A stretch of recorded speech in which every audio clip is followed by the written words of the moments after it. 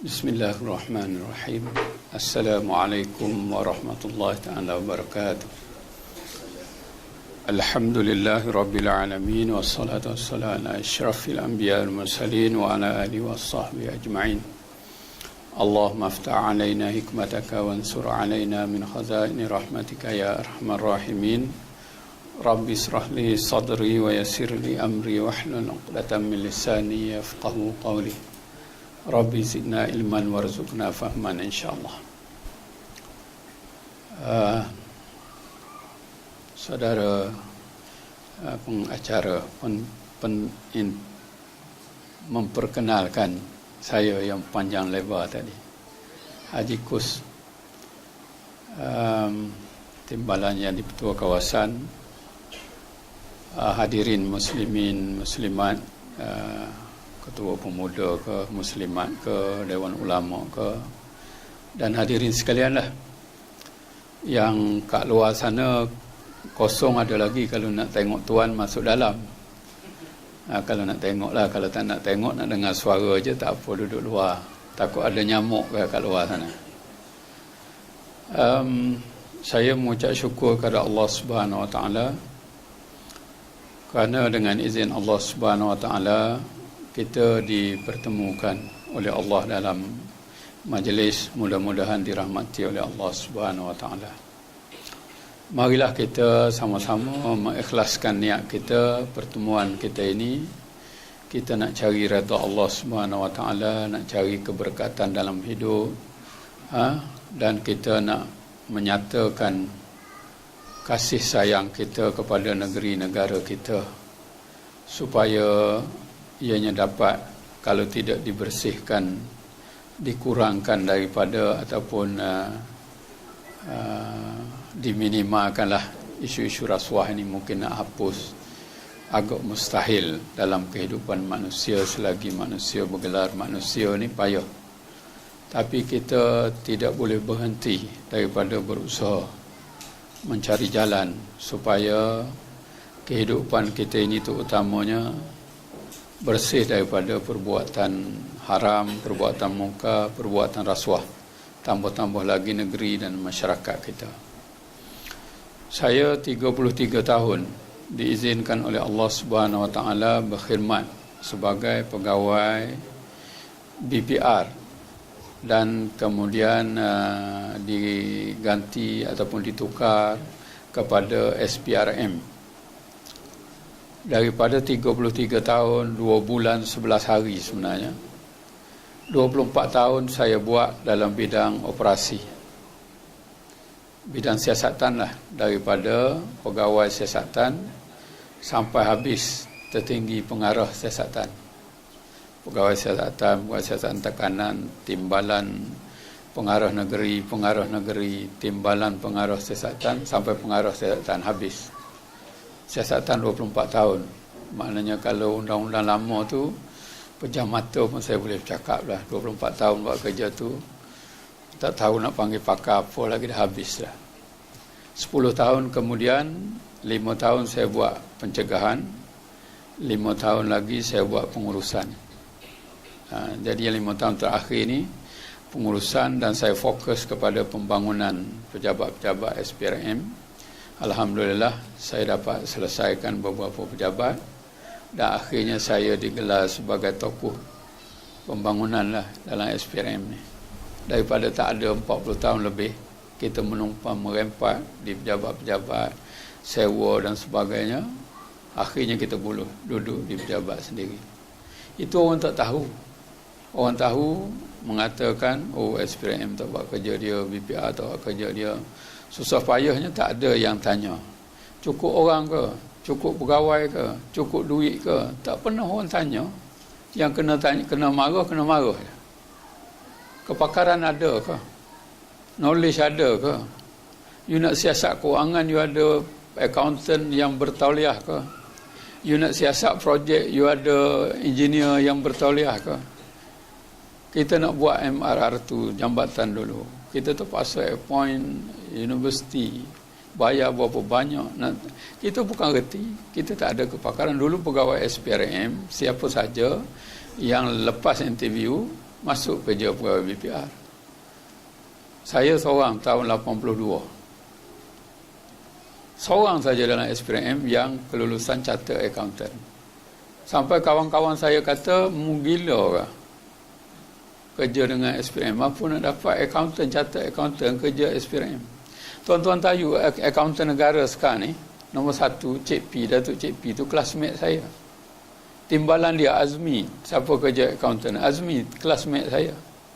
Timbalan satu lagi, junior saya setahun. 3 orang, 1, 2, 3, jadi accountant negara timbalan. Saya masuk SPM, pencen, jadi timbalan pengurusan berbola belakang profesionalisme. Ini mukadimah saya bagi pengenalan kepada tuan-tuan, kerana saya nak bagi ruang. Kalau saya nak bercakap, nak share pengalaman 33 tahun, mungkin malam ni tak habislah. Tapi saya nak tuan-tuan datang dengan matlamat masing-masing, nak tahu perkara yang rasa saya boleh jawab, saya jawab. Kalau saya tak boleh jawab, saya cakap tak boleh jawab lah. Pasal tajuk malam ini, rasuah dan isu-isu yang berkaitan. Rasuah ni terlalu luas. Dah orang viral, dah pergi ke Facebooknya, pergi ke WhatsAppnya, saya tengok macam-macam grup dah. Anak saya dah hantar terkencing-kencing, dia kata, ayah apa hal ni? Relax, jangan susah hati. Ayah di mana-mana saja pun, sabar panggil, ayah pergi. Pasal dia takut, pasal pasti anak soleh. Putrajaya dia takut. Itu anak yang takut. Saya hari-hari, 1 bulan itu hari, kita pergi di hari Senin di Jakim, di Aikim. Aikim bagi 4 minggu kat kita. Hari Isnin pukul 8 suku hingga 9 suku live. Tuan-tuan dengar 8 suku Isnin 8 bulan nanti 15-22. Saya dah bagi 1 slot yang pertama hari Isnin. Dia tanyalah apa saya open itu Aikim live. Ada soalan cuma dia tapis lah sikit 1-2 soalan tu Aikim yang tapis. Saya semalam baru balik di Hulu Selangor. Forum open dengan kontraktor, dengan penjawat awam Hulu Selangor, Final Forum, pengarah SPRM negeri, DO Hulu Selangor, saya cakap 3 orang. Tak ada masalah.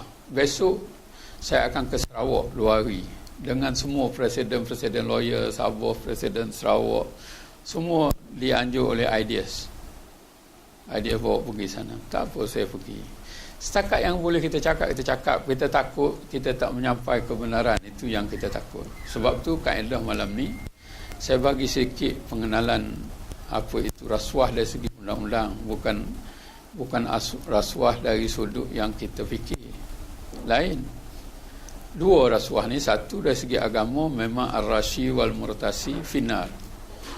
Ustaz kita confirm. Tuan-tuan, kita buat tak buat yang Tuhan suruh, dia kata berdosa. Kita orang kata derhaka kedua ibu bapa pun berdosa besar. Tapi rasuah ni finar. Dia terus kepada final, kepada hukuman neraka. Dalam dunia, dalam undang-undang, rasuah hukuman dia 5 kali ganda nilai suapan. Dan penjara maksimum 20 tahun. Bukan atau, undang-undang ni berbeza, dan dengan atau berbeza dia kesan dia. Dan mesti atau boleh pilih. Maksimum 20 tahun. 5 kali ganda contoh dia, nilai suapan tu katalah 500. Kali dengan 5, 2,500. Dia kena 10,000, dia tak kena 2,500. Tapi kalau 2 juta, kali dengan 5, 10 juta. Dia tak kena 10,000, dia kena 10 juta. Tuan-tuan pegawai kita, pegawai SPRM, 3 cas, 3 pertuduhan. Pertuduhan pertama, dia pergi minta 250,000. Pertuduhan kedua, lepas dia negosiasi, dia setuju 200,000. Pertuduhan yang ketiga, okey, agree bayar 5,000. Kalikan 5 semua. 250,000 kali 5. 200,000 kali 5. 5,000 kali 5. Campur sekali 3.75 juta. Pegawai SPRM sendiri. Bukan malaikat. Dia pun pergi minta duit. Kena tangkap. Dihukum penjara 69 tahun. Campur 3 lah. Pasal dia 20 tahun kan. Dia punya, bukan 39 tahun. 3 kena. Orang pertama sekian, orang kedua sekian. 39 tahun tuan, mati dalam jail lah. Kalau dia bersambung-sambung tapi dia concurrent, kalau serentak, okey juga lagi. Itu hukuman dah cukup berat di negara kita ini. Cuma sekarang ni, dari segi agama, jelas, final. Dari segi hukuman dunia macam tu. Apa perbuatan rasuah dari segi dunia? Dia kita cerita hak akhirat ni, itu Tuhan punya hal. Dia berbalasan dengan, dia lepas di dunia ni, dia akan berdepan dengan yang sana. Saya bagi cerita benar lepas ni kepada tuan-tuan, satu orang, hamba Allah, ketua jabatan. Esok saya nak pergi Sarawak. Saya pernah jadi pengarah Sarawak. Pengarah SPRM Sarawak. Saya kerja paling lama di negeri Sarawak. Saya dapat 4 anak kucing.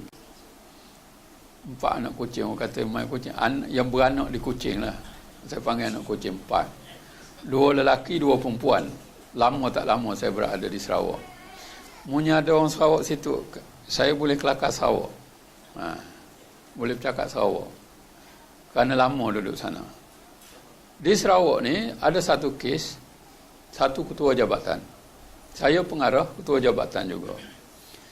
Selalu jumpa dalam meeting-meeting ketua-ketua jabatan. Satu hari dia kena tangkap.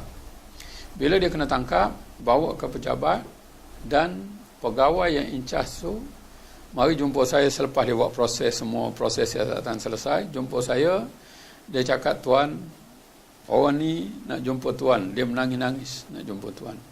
Saya cakap, apa patut jumpa saya? Dia yang buat, dia bertanggungjawab, dia jawab, you ikut prosedur biasa, selesai. Esok nak tuduh, ikut proses perundangan. Dia cakap, tuan, saya pun tak tahulah, dia menangis-nangis nak jumpa tuan juga. Okey, never mind. Dia nak jumpa aku pergi tempat sana. No way, dia tak boleh mari bilik aku ni. Aku pun tak nak tengok dia. Now, we go, pergi sama dengan dia. Tengok. Saya pun marah kat dia. Manusia, kita manusia juga. Apa pasal mu mari nak menangis, nak ingat nak dapat simpati aku lah. Mu ingat aku, mu kenal aku, kita pun titik dia, bukan main lagi. Manusia, kelemahan manusia, dia kita persepsi prasangka buruk. Cakap kat dia macam-macam, dia menangis. Dia kat tuan, bagi peluang saya bercakap. Okey, mu nak cakap apa? Cakap. Kita bukan baik sangat. Bahasa kasar guna. Cakap. Dia cakap, tuan, yang buat salah ni saya. Yang buat lakukan perbuatan ni saya. Saya tahu. Bila pegawai tuan menyiasat, saya dah tahu. Kerana saya yang melakukan kesalahan. Cuma saya tunggu bila je masa saya nak kena tangkap. Sekarang saya dah kena tangkap. Proses investigation dah selesai. Esok saya nak kena tuduh. Saya terima hakikat tu. Because saya yang buat. Tapi yang saya menangis ini, kerana saya menginsafi keadaan bagaimana Allah memalukan saya di dunia lagi. Keadaan saya ditangkap, tuan tahu macam mana saya ditangkap. Mana aku tahu, aku mari sini, pegawai cakap, mu dah tangkap, rekod statement, habislah. Dia cakap, tuan, saya ditangkap dalam majlis, saya buat doa selamat. Esok saya nak pergi mengerjakan haji di Mekah. Ya Allah, kita orang Islam, betul jugalah. Cakap kat pegawai, kenapa yang mu pergi tangkap orang tengah orang buat doa selamat? Yang tangkap tu Iban, dia cakap, mana aku tahu? Kamu yang suruh aku ketangkap. Sajalah aku nak kena marah kat dia. Kat Iban tu. Dia cakap, aku mana tahu orang ramai ke tak ramai, aku tangkap sajalah. Kamu yang suruh aku. Lah, dia marah kita. Tapi itu tak apa tuan, saya nak menceritakan pengajaran. Allah nak malukan dia di depan. Orang buat doa selamat haji ni siapa dia panggil? Orang surau, orang masjid, anak beranak, saudara mara satu kampung. Allah malukan, tak payah bagi tahu. Ingat cerita Nabi Muhammad Isra Mi'raj nak panggil kan, dia cakap, ni Muhammad gila panggil orang.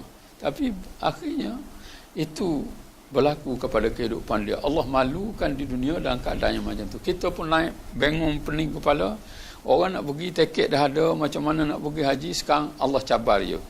Apa you nak buat keputusan? Sebagai decision duk kat kita ada masa tu. Esok nak charge, panggil DPP.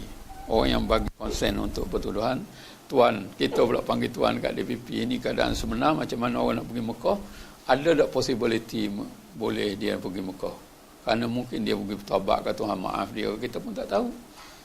Cakap-cakap DPP kata tak apa, you make sure sekarang ni tiket dia ada return balik. You make sure, you confirm dengan tabung haji, orang ni kecuali mati je. Kalau hidup, make sure balik. Kita charge dia balik.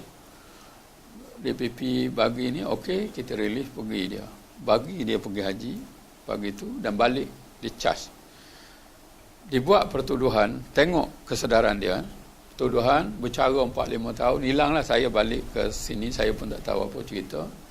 Satu hari, saya ada Islamkan 2 orang Iban di sana, masa saya kerja sana. Saya bawa dia mari ke Darul Mujahidin, kemudian saya bawa pergi ke Pasir Tumbuh. Dia nak belajar di Pondok Pasir Tumbuh 2 orang. Seorang lari, tinggal seorang. Pasal pondok kan, dia tak pernah mengalami keadaan pondok tu, seksa, sedih dan sebagainya. Masa saya pergi hantar budak ni, saya tengok orang tua ni. Orang yang pengarah tadi, kerja dah memang kena pecat dah. Dia ditangkap, buang kerja. Dengan janggut putih, dengan ini. Saya cakap, Tuan masih ingat saya? Dia cakap, mana tak ingat? Tuan ini cerita lama kan. Macam mana Tuan boleh ada di sini? Dia cakap, saya pergi Mekah, balik Mekah saya dituduh bercara bertahun-tahun. Akhirnya saya menang. Saya dibebaskan. Jadi saya menang. Walaupun saya menang di dunia ni, kerana Allah dah tegur saya begini ni, saya tidak ada, saya takut, amat takut kepada balasan Allah nanti. Di dunia ni saya lepas, tapi sekarang bagi saya dunia ni tidak ada nilai apa-apa. Isteri saya masih ada, saya tinggalkan isteri. Anak saya masih ada, saya tinggalkan anak-anak saya. Rumah tangga, harta saya banyak, saya dah tak ada, tak nampak apa yang saya nampak dalam pondok kecil inilah. Kehidupan saya ada satu dapur minyak untuk masak nasi, kitab-kitab dia, tempat semayang. Bayangkanlah siapa pernah pergi pondok Pasir Tumbuh. Satu pondok yang kecil, tak ada besar ni je. Situlah tempat tidur, situlah tempat makan. Tuan sampai begini. Aku takut nanti Allah tak maafkan. Ini cerita yang kedua di akhirat. Bukan kerja kita, kerja dia. Kalau dia menyesal, dia punya pasal. Kalau dia tak menyesal pun, dia akan berdepan dengan hukuman Allah Subhanahu Wa Taala. Yang kita nak tahu rasuah di negara ni, hukuman undang-undang negara ni, walaupun sikit, kita tengok. Rasuah tuan-tuan, banyak yang tahu satu perkara aja. Terima aja. Sebenarnya, beri pun salah. Sejak 2008, tangkapan pemberi lebih ramai daripada penerima. Kita tak tahu. Tangkapan oleh SPRM, yang beri rasuah lebih ramai daripada yang terima rasuah.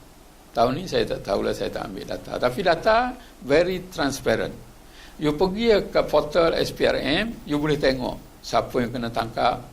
Dia panggil name and shame. Siapa nak cari menantu yang bersih daripada rasuah, cek dulu. Pergi tengok portal SPRM, pergi kat name and shame, dia simpan 3 tahun.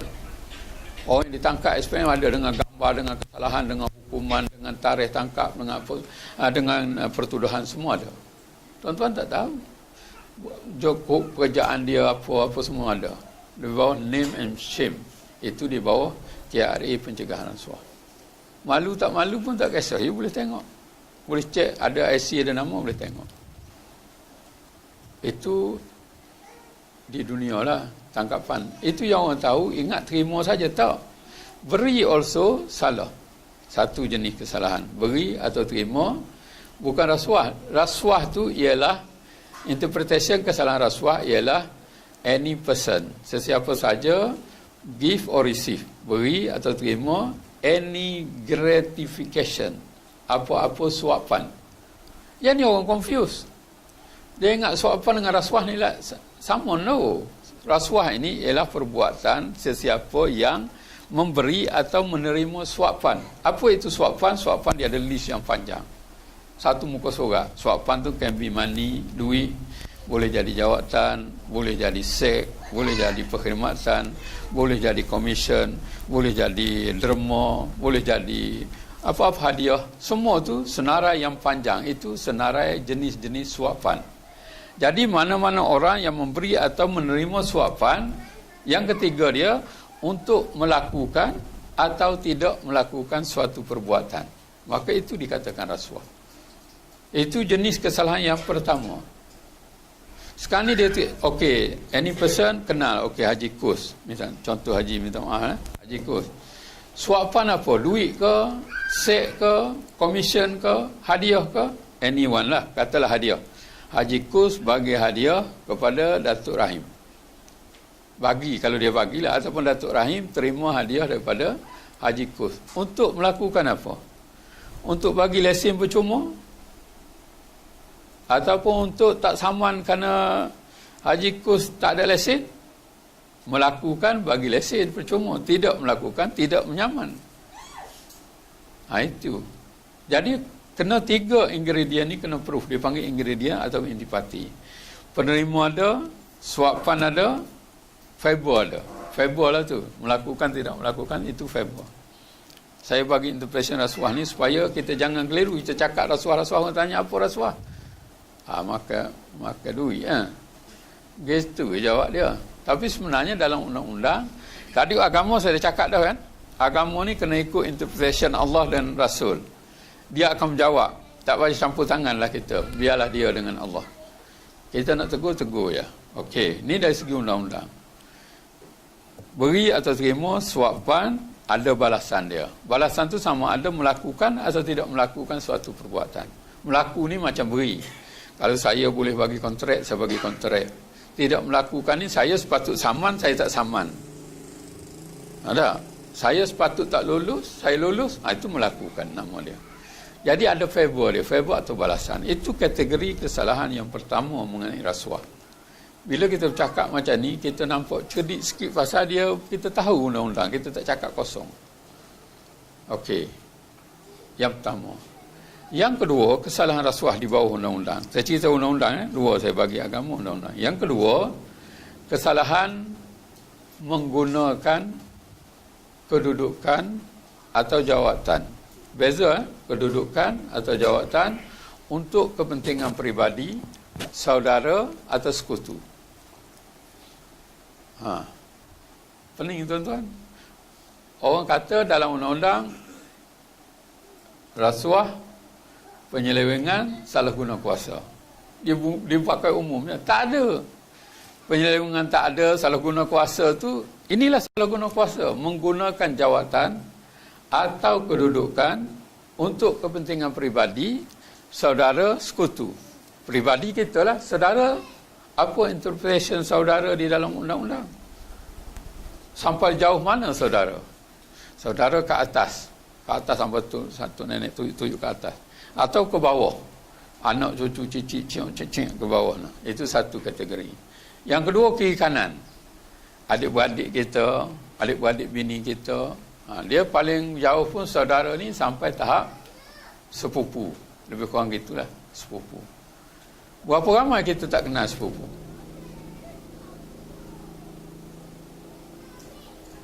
Sebab tu Nabi cakap masa dia hijrah daripada Mekah ke Madinah. Jadi dia suruh 3 perkara. Sebarkan salam, hubung silaturahim, bagi makan. Silaturahim, tuan-tuan cek, nama dia memang Abdul Rahim. Tapi silaturahim, anak saudara dia boleh bilang. Mungkin tak boleh bilang kalau ramai. Cucu saudara, cicit saudara, cium saudara. Saya 5 generasi, saya tak boleh bilang. Adik-beradik saya yang pertama dah ada anak, cucu, cicit, cium. Anak saudara, anak dia saya boleh bilang, cucu saudara tak bilang. Tapi dari segi undang-undang, salah. Kalau ada saya terbagi menggunakan jawatan atau kedudukan saya bagi kepada saudara, bini saudara. Apa beza jawatan? Jawatan saya timbalan, ketua, Pusuruhjaya, pengurusan dan profesional SPRM. Itu jawatan. Kedudukan, pengurusi, jawatan kuasa, tender, kantin, SPRM. Itu kedudukan beza. Jawatan ni saya boleh atas urusan personal, saya boleh lantik mana-mana orang untuk bekerja dengan SPRM. Tiba-tiba saya lantik saudara saya. Huru-hara tuan-tuan. Tuan-tuan yang masih bekerja ini untuk penjawat awam yang masih kerja penjawat awam. Kerana tuan-tuan tak kenal tadi, no excuse.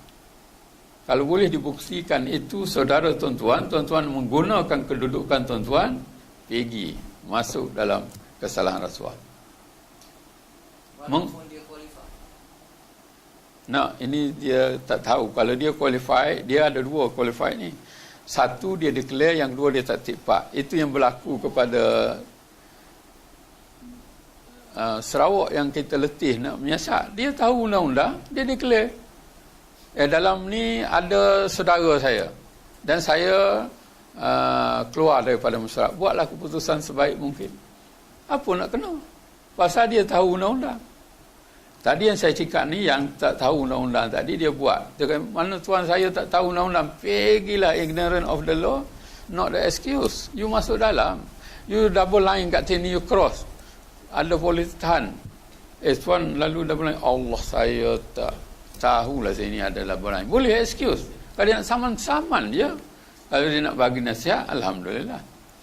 Perbuatan rasuah jenis yang kedua, tuan-tuan menggunakan jawatan dan atau kedudukan, ini bukan dan, atau kedudukan untuk kepentingan peribadi, saudara dan sekutu. Apa itu sekutu? Saya cakap je, tuan-tuan tak tahu. Sekutu ni mungkin ada orang yang on dia punya behalf dalam komuniti. Tidak nama dia, nama Acong. Tapi Acong tu bagi pihak dia.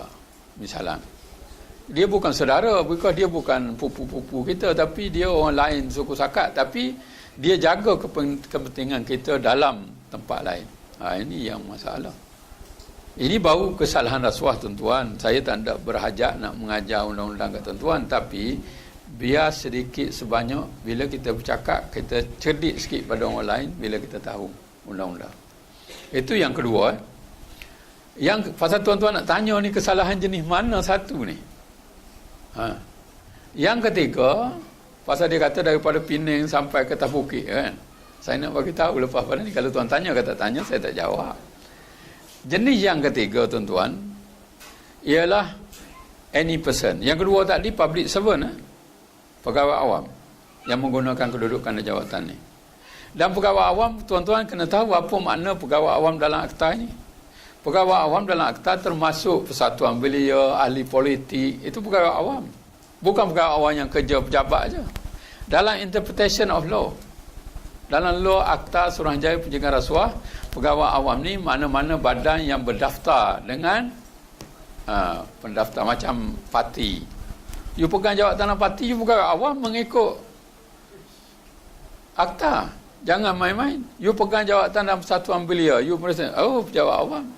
Kita tengok, mana pejabat awam, aku buat kerja sendiri, duk jual cendol. Tak ada. Yang jual cendol tu yes. Tapi yang you pegang jawatan tu, pejabat awam dalam. Masuk tuan. Nyamuk anak kat luar tu. Mari dalam. Tak apa. Kita ramai-ramai ni. No problem. Okey. Itu kesalahan yang kedua. Yang ketiga, ini lagi teknikal punya. Yang ketiga ni, any person. Tadi penjawat awam. Yang ketiga ni, any person give, mengemukakan any dokumen, apa-apa dokumen yang mengandungi butir-butir matan palsu, khilaf atau tak lengkap. Main-main tuan-tuan. Mana-mana orang yang mengemukakan mana-mana dokumen yang mengandungi butir-butir matan palsu, khilaf atau tak lengkap. Kepada siapa? Kepada prinsipal dia, kepada orang yang berkepentingan atas dokumen itu dengan tujuan mengelirukan prinsipal dia. Okey, pasti anak soleh nak beli kerusi. Dia nak beli kerusi, dia pun buatlah order ke, minta beli kerusi 30 biji. 30 biji hantar kepada syarikat pembekal kerusi. Saya nak warna hijau semua. dalam kereta pesanan tu 30 biji kerusi warna hijau. Minta dibekalkan sebelum akhir 30 hari bulan 7 tahun 2016. Pasal 1 bulan 8 sekolah nak buka misalnya. Kita pun hantar pergi. Syarikat tu pun mari, maaflah tuan, kerusi ada hijau, tak ada pun. Yang ada biru, kuning, merah. Itu pun tak cukup tuan. Tuan order 30, saya boleh bekal 20 ya. Jadi yang saya order lagi yang tuan nak hijau tu, kalau tuan nak yang hijau juga, kalau nak hijau semua 30 kena tunggulah. Tak boleh supply 30 bulan 7. Tapi kalau tuan nak yang biru, merah, kuning ni 20 biji boleh. 10 biji lagi saya kena order lagi lah. Fikir-fikir anak sekolah nak buka, okey kita setuju. Ambillah 20 biji yang kuning, biru, merah ni. Okey, alhamdulillah ambil. Tapi dengan syarat spek dia tu samalah. Spek yang kita nak tu sama. Yang 10 biji lagi ni nantilah mungkin seminggu ke saya tunggu pesanan. Tapi ini hantar dia punya bil lah, tuntutan 30 lah tuan sign lah dulu, pasal nanti nak buat, nak tunggu pun banyak kali, saya pun nak duit juga. Tuan pun sign 30. Tukan yang mengakukan terima 30, yang sana dah dia hantar dokumen tu. Dokumen dia panggil apa? Bil tuntutan tu. Invoice. Dia bagi invoice, dia pun sign 30, yang tukang sign pun sini pun sign. Dua-dua boleh masuk tuan-tuan. Pasal dia hantar baru 20. Hantar baru 20, 10 lagi dia dah sign dah. Yang itu panggil tak lengkap. Katalah dia ni kata tak apalah, saya tanda lah yang kuning, merah, biru saya nak semua 30 hijau. Tak apalah, hantarlah minggu depan, tapi tuan sign dululah. Benda ni pasal saya pun nak tutup akaun ni, saya nak tarikh kan. Kita pun sign, itu tak ada langsung. Palsu. Sign palsu. Yang kedua tadi tak lengkap. Khilaf tuan minta kursi, dia hantar meja. Dia kena tahu kalau kena itu masuk dalam serupa juga. 5 kali ganda nilai suapan 20 tahun tuan-tuan. Apa intention apa tuan sign? Tuan tahu 20 biji tak ada intention apa. Kenapa tuan sign 30? Saya bagi tahu cerita ustaz Sarawak lagi. Seorang ustaz. Ni kena ustaz ni. Dengar ni, saya bagi tahu betul-betul. Ini cerita betul, ustaz. Dia duduk di pendalaman Sarawak ni 6 tahun mengajar. Dia mengajar 6 tahun, orang sana tak ada ustaz pun. Dia duduk tidur bangun mengajar budak sekolah. Orang nak mengaji Quran pun dia tak ajar, surau tak ada tu imam pun dia tak pergi, tak peduli. Akhirnya lepas 6 tahun dia tukar balik. Masa dulu satu masa government buat polisi lamsam, bagi lamsam kan, satu masa itulah berlaku. Jadi dia balik nak dapat tiket daripada Kuching ke ni, kena tunggu dulu, tiket tak ada, tumpang rumah kawan dia. Kawan dia nak dapat tiket satu family. Tumpang rumah kawan dia tanya, mu dapat apa? Dapat apa? Mana ada dapat? Kan ini lamsam, dia bagi lamsam tu habis. Ni dengan syarikat ejen pengangkutan ni. Tak ada, tak dapat apa bang. Oh, mu sahaja bodoh lah. Mu bila minta kat dia. Pergi minta. Apa nama ni, kawan tu kata, tak boleh, tak ada. Kan saya lamsam dapat amount ni, cukup lah. Amount ni tak ada dah. Amount lain. Balik, kawan ni provoke lagi. Mu cakap saja. Tulislah sikit, buat urutan surat ke apa ke.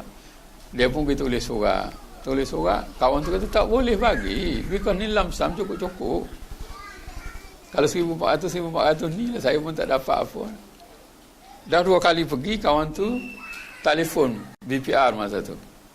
Pejabat saya kata mau pergi tolong nasihatkan dia. Tengah-tengah nasihat tu kawan ni mari lagi kali ketiga. Tuhan pun maaf 2 kali, Tuhan maaf yang ketiga minta depan SPM siap. Kena tangkap. Masuk jail. Itu pun menangis juga. Malu saya, orang Kelantan. Ustaz orang Kelantan, orang kampung aku. Malu lah. Kampung Kelantan. Dia cakap, menangis-nangis dia. Apa pasal mau menangis? Saya sebenarnya tak tahu kawan itu hang punyalah, tahu tak tahu hang jawablah di mahkamah. Dia kata minta tolong satu je lah, saya ni bini saya ada, anak saya ada, tiket saya dah dapat, saya nak balik hantar anak ni, anak bini, tolong cas lepas pada saya balik. Okey, saya pasangkan semua pegawai BPR, make sure tunggu dekat airport sana, hantar balik ke sini dan cas dia. Dia mengaku kena 7 hari penjara, buang kerja, masuk jail. Mak bapak dia kata tak payah cakap itu, ikut hang lah, nak cakap apa yang pasal lah, aku pun tak nak ambil peduli, hang duduk dalam jail lah. Masuk dalam jail seminggu, buang kerja. Ini penyakit tak tahu boleh excuse lah. Yang hang ustaz tu dah lah tak buat kerja kat sana, balik dia dengar orang cakap buat apa. Ini pasal ikut kawan-kawan, sign dululah. Itu jangan main-main. Kesalahan ketiga ni, berhenti. Kalau dah buat, berhenti, bertobat banyak-banyak. Jangan cakap kat orang dapat dokumen tu, dia tak ada tempoh masa 3 tahun dulu ke 4 tahun dulu kali. Jangan cakap duk diam-diam dia hang kena mampir masuk jail juga. Dia tak peduli. Bertobat je lah. Kalau dah buat, bertobat banyak-banyak. Minta ampun. Hukuman sama tuan-tuan, 5 kali ganda. Kalau harga belian tu 10,000, 10 kali 5, 50,000. Kalau 100,000, 500,000. Dia tak kena 10,000 tuan-tuan. Jagalah. Ini baru jenis-jenis kesalahan rasuah. Tuan-tuan kena faham apa maksud rasuah di dalam undang-undang. Agama tu saya dah sebut sikit secara sebentar lalu, tak payah duk pandai-pandai pada kita nak ungkit-ungkit itu, biar dia berjawab sendiri dengan Allah Subhanahu Wa Taala. Kalau salah satu daripada 3, banyak lagi kesalahan kecil-kecil, yang salah satu daripada 3 atau 4 jenis ini, tuan-tuan laporlah kepada SPRM. Dia akan buat siasatan. Pasal apa? Kalau kita tak lapor, kita bohong aja. Kata hadis Rasulullah, man ra'a minkum munkaran falyughayyirhu biyadihi, fa in lam yastati bi lisani, fa in lam yastati bi qalbi, zalika adhaful iman. Macam mana ustaz? Bila kamu melihat sesuatu perkara mungkar, cegahlah dengan tangan. Ada orang kata dengan tangan pangkah ke, dengan kuasa. Tadi dengan kuasa. Tuan-tuan tak ada kuasa di bawah SPRM. Tuan-tuan bukan pegawai SPRM. Cegah dia bilisani, sampaikan kepada SPRM. Kalau dia tak buat, itu tanggungjawab dia. Kuasa diberi kepada dia, dia tak selesaikan masalah, dia berdepan dengan Allah Subhanahu Wa Taala.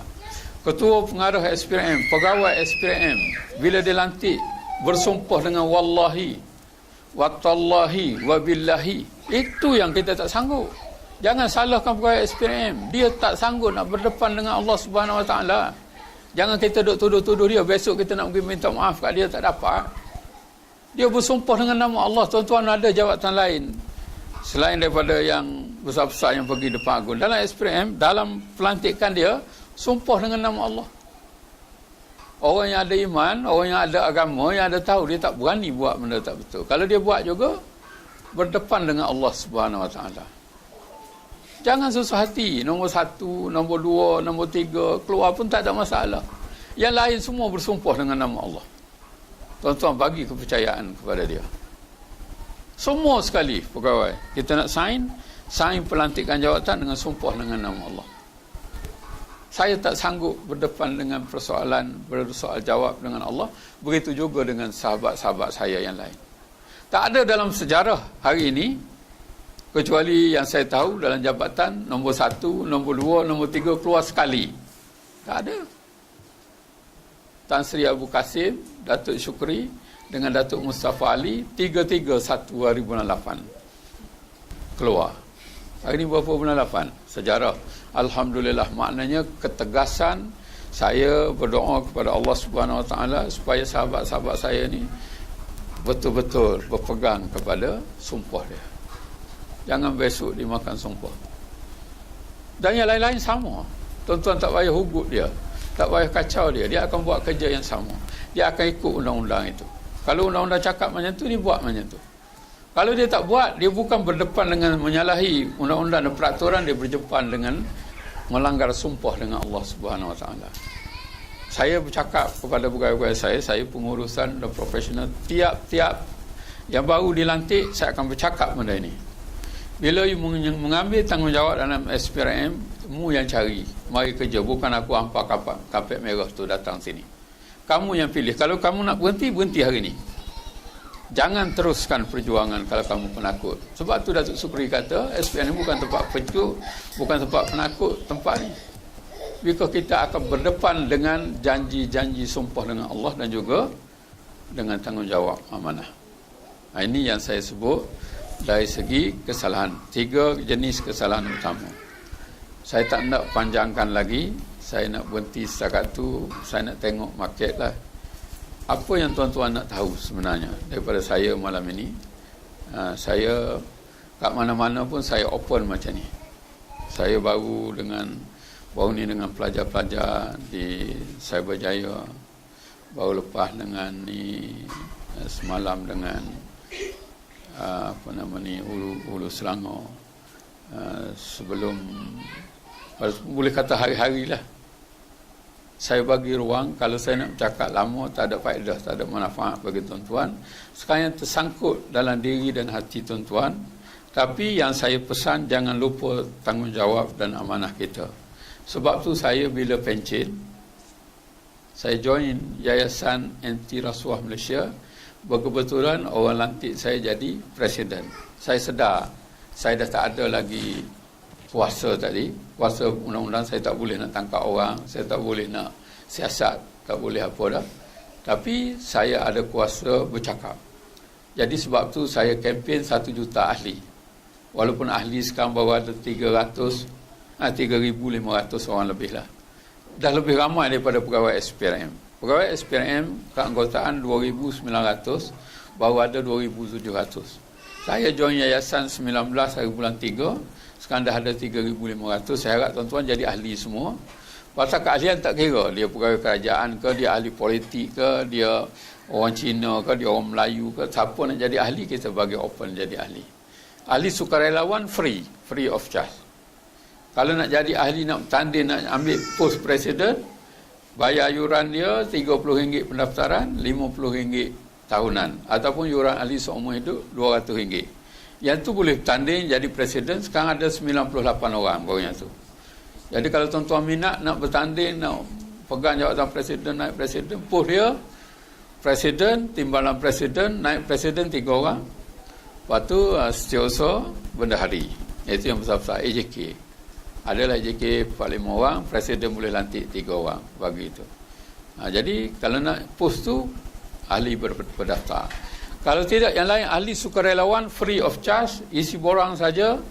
Kita akan bagi tahu kalau ada maklumat terkini ke apa yang nak perkembangannya, kita bagi tahu. Tapi kalau tuan-tuan nak kad ahli, kena bayarlah, pasal itu ada kos. Nak gambar tuan-tuan, saya nak jadi ahli sukarelawan, kadang-kadang tuan pun action juga kan. Kena tahan tengok saya ahli Yayasan Anti Rasuah. Dia pun yang betul juga kan. Itu kena bayar ikut kos lah. Kita pun lebih kurang gitu. Kempen jugalah yayasan sikit pasal presiden dia sebut, Tuan Jiku sebut presiden ni. Jadi perjuangan selepas bersara tak berhenti mencegah rasuah ni. Saya melihat mencegah rasuah ni mencegah orang masuk neraka. Pasal ar-rashi wal mutasi final. Orang bagi orang terima rasuah masuk neraka, kita cegah dia.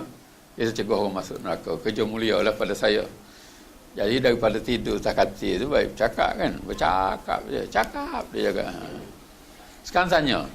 Tuan pula tanya. Kalau tak tanya, saya tak jawab. Silakan tuan. Waalaikumsalam. Nak pakai ni? Tak payah, okey. Saya nak tanya. Sejak dulu. Dulu tu bila dulu tu? Masa muda lah. Sampai lalu dia sini separah ini. Ikan jeruk lepas. Ikan bilis sangkut. Okey. Okey. Sering teringat. Okey, mana tuan kena perbetulkan yang itulah. Okey. Siapa? Okey, satu soalan lain. Ini soalan lama-lama ni, bukan soalan baru. Okey, please lah. Ada soalan lain? Daripada luar ke belakang ke Muslimat, tulis tak apa. Silakan. Ini pegawai daripada YB Azmin, dia katalah. Okey, tak apa, okey. No, kita don't care. Siapa pun depan kita layan semua. Sama. Please. Saya nak bagi senario je. Nak minta pandangan tu. Okay. Nagari saya ada kawan. Kawan jual rumah kat saya harga murah di pasaran. Okay. Dan saya ada concern juga. Hmm. Untuk buka status tanah yang kawan saya beli tu. Hmm. Daripada status ni kepada status B. Hmm. Tapi saya dalam isyarat saya buat, saya mencadangkan supaya status tu tak dibuka. Hmm. Tapi dia tak go through. Hmm. So in the end saya nak minta pendapat, adakah boleh apa kata ada elemen rasuah. Oh, saya sebut 3 tadi tak masuk ke? Masuk ke yang 3 tu? Tak kan? Tapi yang saya jawab yang lain lah. Okey, ada lain lagi. Okey, please. 2. Lagi 1. Ada 1 lagi. Rugi je tak tanya lah.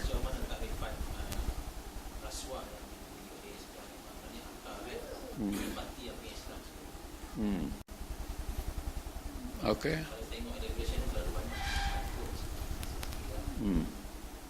Okey. 3 dulu nak jawab dulu . Yang pertama tadi ikan jerung dan ikan bilis. Ikan sardin. Dia dalam SPRM ni dia ada satu section pegawai badan boleh menyiasat bila ada reason to believe. Dia reason to believe ni dia mempercayai berlakunya sesuatu perbuatan rasuah dalam 3 kategori tadi yang saya sebut tadi. Dongker dia ikan bilis ke, ikan jerung ke, ikan apa, dari segi SPRM dia boleh memulakan siasatan. Soal keputusan bergantung kepada bukan AG, bergantung kepada apa yang diperolehi semasa siasatan. Keterangan-keterangan yang diperolehi dari semasa siasatan. Keterangan ni ada 3, keterangan lisan, keterangan dokumen dan satu lagi keterangan tindakan, conduct dia panggil. Jadi kalau lisan itu ialah daripada saksi-saksi yang mengetahui mengenai dengan perbuatan rasuah itu. Tak kira lah perbuatan A, B, C tadi kan. Kalau saksi itu terdiri daripada orang yang terlibat secara langsung dengan transaction dengan perbuatan rasuah itu. Saya bagi contoh kepada tuan. Satu kereta accident, kereta accident. Report sampai ke balai polis. Polis datang, polis daripada balai. Dia tak tahu apa yang berlaku di lokasi. Dia akan tanya siapa yang menyaksi, siapa. Tapi kalau semua tak nak menyaksikan, tak nak cakap, apa dia boleh tulis? Dia boleh cakap apa, dia boleh buat apa. Begitu juga dengan SPRM, dia ni tak tahu orang yang lapor kat dia, dia kena pergi cari saksi-saksi yang nak bercakap. Kalau saksi tu tak nak bercakap, you bayangkan saksi ni, dia boleh bercakap dan dia boleh tak bercakap. Kalau jerung dia takut sikit nak bercakap. Bukan SPRM yang takut, saksi tu yang takut. Kecuali dia dah court, dia tak boleh, tak ada choice. Macam kalau yang dokumen tadi, keterangan kalau yang kes nombor 3 tadi, tuntutan palsu itu dia tak boleh cakap pasal dia yang sign kan. Dia kena cakap juga. Yang tu yang paling mudah kena. Kalau dapat dokumen kena. Tapi kalau yang pertama, yang kedua ni payah. Pasal macam mana dia nak pergi, you nak kaitkan dia dengan tadi. Macam tadilah orang accident dia pergi, saya boleh pakai, macam mana ni, you ada, saya mari dah lepas dah tak ada dah, orang saya baru datang ya, mampus kita. So itulah masalah. Tetapi for your information, di Malaysia ini sejarah yang saya ingatlah, ikan jerung kebanyakan semua ada. Kalau di negeri Selangor ni daripada Datuk Harun Idris dulu pernah kena anak toyo baru ni kan, maaf dia salah apa ni, yang YAB apa ni, akhir toyo. Kita selalu kadang-kadang otak kita pun kacau juga. Kita brand name kan orang tu, akhir toyo kena menteri besar. Menteri-menteri besar lain memang disiasat. Tan Sri Khalid kan cow and car kan. Pun mungkin tak ada. Lepas tu sebelum pada tu apa ni, Mat Tai, dia panggil Mat Tai. Itu yang kacau otak kita. Semua di Selangor ni dia kaya. Ini YB Azmin tak tahu. Kena ke tidak lepas ni, saya tak tahu. Because musuh lebih ramai daripada dia seorang. Orang boleh bagi apa-apa allegation, silap sikit je. You silap sikit, SPRM siasat. Nanti tanya dia. Ada kan? Dah ada kan bunyi-bunyi? Aku pun tak tahu. Aku ingat. Jangan main. Silap sikit je. Niat baik tak niat baik, itu hang punya kemudian jawab. Tapi, orang yang nak buat report, dia kena halang dia. Dan SPRM akan tengok reason to believe. Itu kerja public melaporkan. Kerja SPRM menyiasat dan mengemukakan hasil siasatan kepada Timbalan Pendakwa Raya. Dia tak boleh tuduh. Dia boleh menyiasat, dia berakukan. Ni hasil siasatan, kita jumpa macam ni, saksi ni cakap macam ni, dokumen macam ni. Dan pelakuan-pelakuannya memang kejadian tu ada berlaku gini sekian. Kita bagi pandangan kita. Dan pandangan kita ni ada dua, sama ada memperakukan untuk pertuduhan ataupun kita kata berdasarkan kepada ni ada bukti-bukti yang tidak mencukupi, kita tak peraku. Bila pergi kepada Timbalan Pendakwa Raya, dia ada beberapa pula. Dia pakai, dulu masa saya, dia pakai prinsip 90% evidence baru dia proceed dengan pertuduhan. Kalau tidak, tindakan-tindakan lain. Itu dia punya penilaian lah. Kadang-kadang kita perakukan A, tuduh si A. Dia tengok dalam ni, bukan si A seorang buat ni, mungkin dia bersepahat dengan si B. Dia boleh tuduh A and B. Kadang-kadang kita cakap, tuduh A, B, C. Dia tengok sini, A dengan B aja, C ni tak ada konsep persepahatan. Mungkin dia berkebetulan dia ada sana. Tapi evidence yang dia melibatkan tak ada. Itu pulang kepada dia. Itu pendakwa raya. Dia pun bukan final say. Kalau dia tuduh, pergi ke mahkamah pula. Pergi ke court yang akan memutuskan. Bila pergi ke court, orang yang dituduh tu ada hak panggil peguam. Berlawan pula lawyer dengan pendakwa ni. Berlawan-berlawan, mahkamah akan tengok. Ada peranan pendakwa raya beyond reasonable doubt. Membuktikan tanpa keraguan yang munasabah. Kerja pembela create doubt, menimbulkan keraguan. Kalau dalam tu menimbulkan keraguan, kes buang. Kalau beyond reasonable doubt, pendakwa mampu membuktikan beyond reasonable doubt, maka kes tu didapati bersalah, maka dia menghukum mengikut limitation undang-undang tu. Sama ada 5 kali dengan 10,000 tu wajib, mana yang lebih tinggi. Penjara dia punya prerogatif. Dia akan bagi maksimum 20 tahun. Dia boleh bagi setahun, boleh bagi 20 tahun, boleh bagi ikut dia lah. Itu atas prerogatif yang diberi kuasa kepada dia sebagai seorang hakim. Tapi masyarakat duk lihat, semua ni dia bantai SPRM semua. Sebenarnya SPRM kecil je peranan dia. Yang paling besar ialah masyarakat. Kalau masyarakat tak bagi tahu, tak nak kerjasama, tak jadi saksi, tak boleh nak buat apa. Tuan tahu YB Norza dicas di kan, YB Norza di Putrajaya cas di Pahang. Menang dia sampai dalam bercara, saksi cakap lain. Lepas tu cas saksi pun lepas juga. Telah Elio lah kita. Dia pun tak kena, saksi pun tak kena.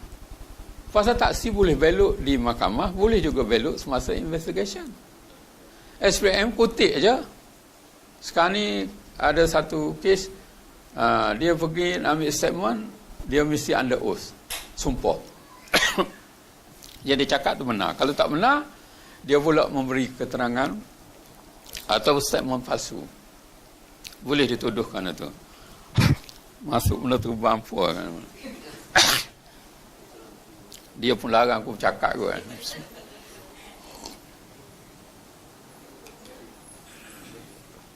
Okey ya. Besar kecil tak kisah. Tapi kalau nak tahu kes besar, Selangor, Kasitah Gadam, kita cat. Anwar Ibrahim dulu pernah dia cah. Wa'ad Mansur, Abdul Rahman apa dah yang Selangor ada lagi. Sah Arpan. Banyak yang lain-lain pun, tempat-tempat lain. Ya, kalau dari segi politik, kalau yang businessman, Eric Chia. Eric Chia tu 76.4 juta ke 74.6 juta. Saya menyiasat 8 tahun. Cah-cah dia menang kat mahkamah. Kes isu teknikal je. Because Evidence Act di Malaysia ni, you nak tender dokumen sebagai nak jadikan admissible in court, diterima di mahkamah, mesti through maker of the document. Maker of document di Switzerland. Kita panggil dia tak nak mari. Jadi kita pun tender, lawyer dia tercedik, dia tanya mana maker, who is the maker, you tender through whom? Through IO. Mana boleh, IO tak boleh pakai. You kena bring maker, pembuat dokumen tu, kerana dia yang mengesahkan ni tanda tangan saya. Mana orang tu? Orang tu tak mari. Apa pasal tak mari, kita panggil dia tak nak mari, mana ada hak you nak panggil, nak buat jurisdiction, nak panggil mari. Dia tak nak mari, kena apply kat sana. Kalau ada reason yang kuat, baru boleh. Proses undang-undang tu tak, masa tu, maka evidence tu tak admissible, tak diterima dalam mahkamah. Eric Chia menang. Bukan tak berlaku kesalahan. Dia cakap Tuhan Allah Maha Kayau. Dia tengok keluar dalam surat khabar headline semua. Lepas tu kita appeal, dia mati. Dia menjawab lah. Kita appeal, peringkat appeal, kita kalah, terlawan, dia mati. 74.6 ke 76.4, aku pun tak ingat, confused. Itu tak ada servis. Tu 21 technical assistant kat Jepun, tak ada pun untuk nembusi ni, kilang besi, perwajar. Kes tu ada, tetapi pembuktian tak, kita kalah. Ada yang kita menang, kita kalah. Kasih taf pun kita kalah. Money trade kita kalah pasal follow the money tu, kita putus. Dia panggil chain of evidence tu putus, kalah kita. Apa nak buat, nasib kita lah. Yang menang. Itu ikan bilis ke ikan tu, kita balon semua, kita tak kira. Eksperimen ni tak kira. Cuma lekat dengan tak lekat tu, nasib macam tadilah pembuktian. Yang kedua sana ke tadi? Satu lagi sini. Sana dulu. Senario. Senario. Dia ada satu lagi di luar daripada Akta Suruhanjaya Pencegahan Rasuah. Di bawah Penal Code. Bawah Penal Code ada banyak lagi kesalahan-kesalahan rasuah, iaitu kesalahan yang ditetapkan. Di bawah Penal Code ada, di bawah Akta Suruhanjaya Pilihan Raya ada. Kesalahan berkaitan dengan rasuah pilihan raya tu di bawah, di luar daripada Akta Suruhanjaya Pencegahan Rasuah. Sebab tu saya kata yang tiga tu yang min dalam akta, yang lain tu kesalahan yang ditetapkan. Salah satu dia panggil 165 165 ni saya ingat kat Dr. Ari ada yang satu lagi kan yang Indonesia ada kan, 165 tu. Ni bukan 165 tu, 165 under Penal Code, kanun kesiasaan, iaitu dia bergantung kepada public servant. Public servant receive valuable thing without consideration or consideration inadequate. Dia menerima sesuatu, pegawai dia mesti pegawai awam, menerima sesuatu tanpa balasan ataupun balasan yang tidak mencukupi daripada mereka yang mempunyai official connection, yang mempunyai hubungan resmi dengan dia. Soal senario tu dia film itu the real case apa yang berlaku, tapi prinsipal yang dia kena buktikan, satu, dia mesti public servant. Kalau dia public servant termasuk dalam kesalahan ni, dia receive valuable thing. Valuable thing ni can be anything lah, rumah ke emas ke perak ke apa benda, without consideration. Without consideration ni tak ada balasan atau pembalasan yang tidak mencukupi. Ini masalah dia dah. Patut pembalasan 5 juta, dia beli dengan 2 juta misalnya. Itu dia panggil inadequate. Contoh dia. I tak pergi spesifik lah pasal senario, saya pun senario jugalah. Yang spesifik tu biar dia selesai di mahkamah.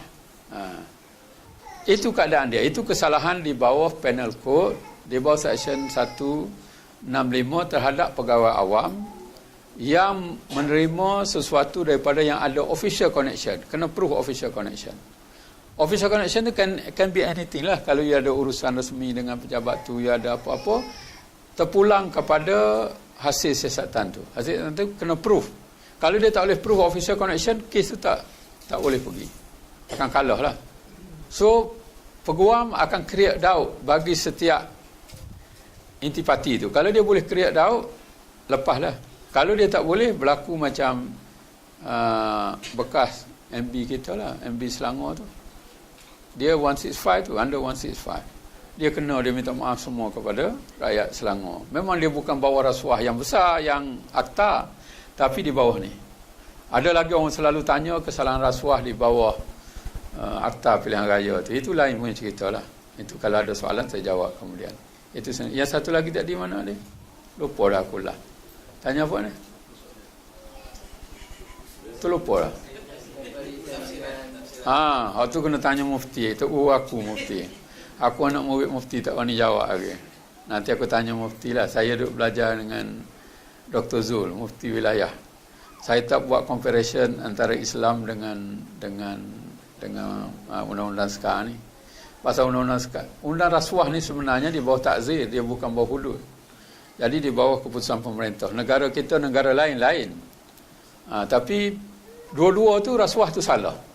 Anda agama pun salah, anda undang-undang takzir ni pun salah.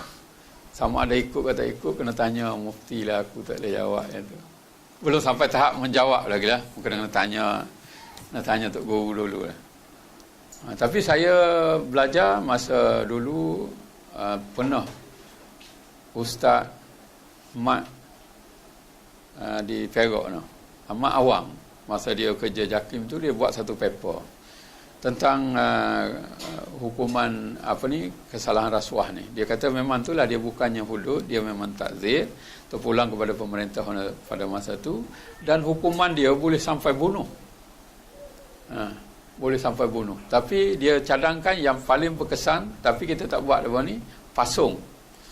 Bayangkan di fasa D tu, kata seorang daripada fasa D tu buat rasuah, tangkap dia, bubuh di pintu depan tu, pasung pukul 7.30 sampai 8.30 ataupun pukul 9. Balik pula pukul 4.30 sampai 6.30. Orang lain mampu tak akan buatnya.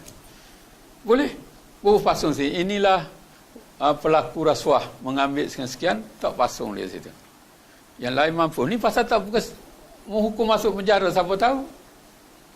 Hukum denda, siapa tahu dia cari duit kat mana, tak tahu. Tapi hukum berbentuk fizikal tu, kalau buat hukum pasung, tapi itulah kalau nak pindah undang-undang, kena duduk parlimen lah. Kalau tak duduk parlimen, nak pindah je. Orang lain tu kan pindah. Betul ke? Yang pindaan undang-undang tu mesti go through parlimen. Ni kita nak pindah ni. Kita pindah daripada BPR kepada SPRM, dua perkara yang tak lepas. Iaitu pelantikan Ketua Pesuruhjaya dan juga penubuhan Suruhjaya Perkhidmatan sendiri, Perkhidmatan SPRM. Pasal apa? Pasal kalau yang ni kena pindah perlembagaan. Nak pindah perlembagaan mesti dapat two-third majority. Now government not two-third majority, simple majority.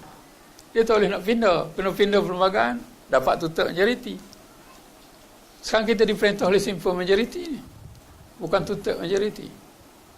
So, apa-apa yang nak pindah perlembagaan, masalah dia yang melibat. Tapi pindah lain-lain, okey. Okey. Jawab 3, ada lagi soalan? Ataupun tidak menjawab soalan tadi. Boleh ke? Ni tuan? Boleh. Boleh. Kita bagi direct je. Tanya direct, jawab direct. Okey, please. Abang. Tak apalah abang pun panggil. Masa janggut panjang pada saya, panggil abang. Silakan. Saya pada penjaga rasuah. Daripada dulu DSN, negara. Kemudian difokuskan lebih khusus oleh MAGE kepada BPR. Kemudian yang terbaru pula pindaan diubah lagi SPRM. Jadi pada masa dulu, masa BSN dengan BPR, untuk penyiasatan dan pendakwaan sekali. Kalau dulu yang sebelum-sebelum ni, BPR ni yang menyiasat dan BPR mampu bawa pendakwaan. Tak, sama juga. Sama juga, bukan negara yang bawa. Dalam Malaysia ni 140 hanya peguam negara sahaja yang boleh mendakwa. Daripada dulu. Sekarang ni orang ada, ya besok saya nak pergi ni, salah satu isu dia nak pecahkan antara peguam negara dengan Solicitor General, peguam cara negara. Penasihat dengan pendakwa orang yang sama. Orang yang sama dalam perlembagaan. Tapi itu pun mesti berlaku pindaan perlembagaan. Perkara yang susah. Pasal dalam tu dia kata pendakwaan ini terletak kepada peguam negara aja. Hakim pun tak boleh, kamu jangan dakwa tak, dia peguam negara aja. Jadi tak berubah. Dalam akta dulu ke kini kita tak pernah mendakwa. Tapi pada dulu dalam Akta 1961 dulu dia kata ketua pengarah ada kuasa-kuasa timbalan pendakwa raya. Tapi tak implement. Kuasa timbalan pendakwa raya ni pasal dulu masa kita nak pergi search, nak pergi search rumah, nak pergi bongkar, kita kena apply ke mahkamah. Kita nak buat tapping ni tuan-tuan bercakap ni jangan selamatnya, tak selamatnya. Kita boleh tip semua. Tapping kita dapat kelulusan timbalan pendakwa raya. Jadi dia beri kuasa kepada ketua Putrajaya, ketua pengarah waktu itu, kuasa pendakwa raya untuk tujuan investigation. Even now ada kuasa-kuasa investigation yang diberi kepada pegawai rendah lagi daripada ketua Putrajaya. Saya timbalan ketua Putrajaya, pangkat timbalan commissioner. Dia chief commissioner, timbalan commissioner, commissioner. Jadi commissioner and above mempunyai kuasa-kuasa untuk memberi kuasa menyiasat ni, pintasan percakapan, bongkaran. Saya boleh bagi arahan bongkar daripada tak payah pergi mahkamah. Tapi dia kena refer kepada 4 orang ni je lah. Yang ada kuasa komisioner ni tak ramai. Chief Commissioner seorang, timbalan Chief Commissioner 3, lepas tu Commissioner ada beberapa orang. Pun Commissioner pun dia tak bagi semua. Dia bagi yang investigation. Ada surat kuasa yang diturun kuasa. Jadi itu confuse lah. Maknanya kuasa pendakwaan all the time, pendakwaan dibuat oleh pengguna. Walaupun kita ada beberapa daripada pendakwa raya, daripada jabatan pendakwa, macam Harun Hashim itu hakim. Lepas tu Tan Sri Zul daripada pendakwa raya. Lepas tu Datuk Zaki daripada pendakwa raya. KP kita. Walaupun SPRM dah 40 dekat 50 tahun, baru 2 orang je ketua Putrajaya daripada pegawai SPRM, daripada pegawai BPR. Yang lain semua luar. Jadi yang masuk orang luar hari ni bukan perkara baru. Dah 11-12 dah ketua Putrajaya, baru 2 je. Datuk Seri Mat Said dengan Tan Sri Abu Kasim. Yang lain semua orang luar. Before Mat Said, Datuk Zul polis. Yang sekarang ni daripada AG. Datuk Zul juga, ni Zulkifli Ahmad. Itu Zulkifli apa? Dulu orang Putrajaya Precinct 9. Before that, Datuk Zaki tu daripada AG. Itulah. Nak tanyanya, kuasa tu masih berpisah. Peranan. Jadi sekarang ni dalam Malaysia ni kita follow, kita buat check and balance. Hong Kong pun buat macam tu juga. Hong Kong dia bukan boleh cas. Yang boleh cas sendiri KPK yang baru pun dah bergolak dah. Berlaku kan pertembungan antara polis dengan AG dia punya tu. Because bila kuasa, saya bagi contoh macam ni lah. Haji tukang beli, SPRM lah tukang beli, Datuk Rahim tukang masak, Tuan Haji Tuan YDP tukang makan. Jadi dia kena lain-lain orang tu boleh test. Jadi praktis di Malaysia macam tu. Kalau kita masuk sendiri, makan sendiri, sedap semua, kita cah habis segala orang, mampulah orang. Kita siasat sikit, kita kata dah 100% cah. Pergi mahkamah, kalah tu okey, kalah tapi image orang yang kalah di siasat tu dah teruk benar dah. Separuh gila dah dia kan. Tengok yang contoh kata yang Sarawak tu. Walaupun dia dah menang segala, di dunia ni dah dia loop, dia tinggal semua. Bayangkan anak bini dia macam mana? Bini dah tak ada suami, anak dah tak ada bapa. Dia dah anggap tak ada, bagi dia tak ada. Dia seorang nak melepaskan diri dia. Tapi tanggungjawab tu kerana dia terlampau melihat kesan dia terlampau takut kepada sana. Tapi apa dosa isteri dia? Apa dosa anak dia? Dia buat keputusan macam ni. Sampai dia tak apalah, dia duduk seorang dan tu. Dan betul, dia meninggal di sana. Saya tanya apa tuan buat di sini? Saya tak ada benda lain. Saya beradat dengan Allah. Cuma saya ada satu kelebihan. Saya dulu sekolah orang putih. Jadi saya mengajar anak-anak pondok ni bahasa Inggeris. Saya mengharapkan saya mati dalam pondok ni. Saya dengar kemudian dia meninggal dalam sana lah. Itu bagi yang sedar, dia takut di sana. Okey, soalan lain? Silakan. Muslimat kalau ada tulis pun tak apa. Kalau nak WhatsApp,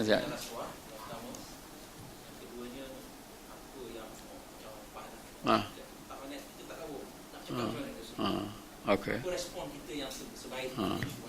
Okey.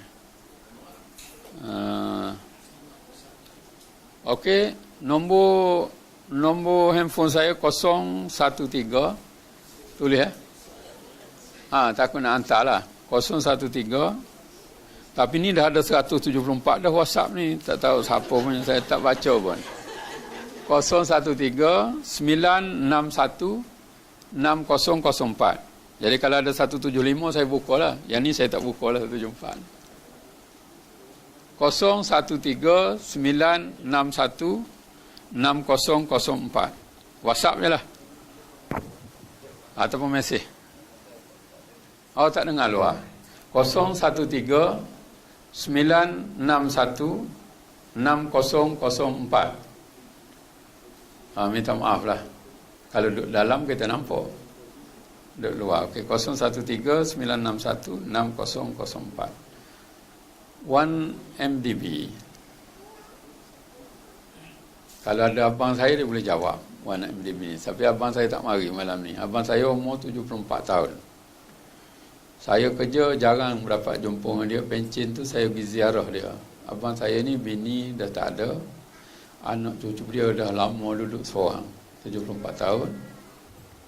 Saya pergi, saya cari cucu dia, biar ambil atuk mulut mana ni atuk mula nak jumpa. Saya sempat jumpa 20 minit. Saya tak sempat cakap, dia je bercakap. Dia tahu semua di atas dunia ni. Dia cerita 1 MDB lah, kesalahan tu tahu. Saya pun terkejut. Abang, saya pun tak tahu abang tahu dari mana ni. Dia kata, aku tak ada buat apa. Lepas subuh aku pergi kedai kopi A. Pukul 10 kedai kopi B. Aku balik sembahyang Zuhur, aku tidur sekejap sembahyang Asar, aku pergi kedai kopi C. Aku balik sembahyang Maghrib, sembahyang Isyak. Aku tak nak tidur, bini pun tak ada, aku pergi kedai kopi D. Semua kedai kopi tahu semua ni. Dia kata bukan main-main. Jangan kita jadi macam itulah. Itu yang tuan tanya tu. 1 MDB ni kalau ikut statement Datuk Syukri tu hari, SPRM belum menyiasat because dia bukan isu rasuah, isu pelaburan, isu penipuan dan sebagainya. Kalau penipuan ni polis, kalau pelaburan ni bank negara, ZT dan sebagainya. Jadi SPRM kalau ada unsur rasuah, reason to believe, baru dia siasat. Jadi setakat ni tak ada bunyi lagi lah. Jadi 1 MDB bukan di bawah SPRM. Itu yang kita dapat tahu. Tapi jangan kita pula tak tahu 1 MDB ni apa benda. Jadi kita pun susah nak jawab. Orang 1 MDB, kita 1 MDB. Pelaburan apa, penipuan apa. Lepas tu timbul DOJ pula kita pening pula. FBI pula pening pula kita. Kita follow lah, baca, tengok apa yang setakat ni SPRM yang saya tahu belum lagi dah. Kecuali ada dalam tu unsur rasuah. Tapi kalau penipuan, perjudian, itu lain orang lah, pelaburan lain. Dalam negara kita ni terlampau banyak penguat kuasa. Kalau orang SPRM buat khalwat, pejabat agama lah siasat.